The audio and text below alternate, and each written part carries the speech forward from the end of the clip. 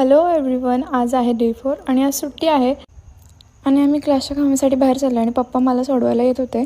आणि तुम्हाला माहिती आहे कोण या दोघी खूप वेळ झाला इथे बसून होते. आम्हाला लेट झालं होतं. मग काय शॉपमध्ये गेलो आणि डायरेक्ट मांड्या घालून बसलो.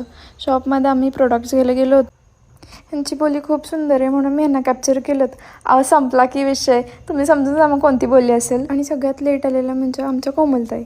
मग सगळे प्रोडक्ट्स घेतले आणि मग आम्ही खायला निघालो. खायला काय ते पण नुसती किरकिरी काय खायचं, तर शेवटी ठरलंच बाबा की वडापाव खायचा. मग वडापाव खायला गेलो आणि क्लासचा रूल आम्ही इथे पण अप्लाय केला. जे लेट येईल त्यांनी पार्टी द्यायची आणि आम्हाला कोमलताईंनी पार्टी दिली.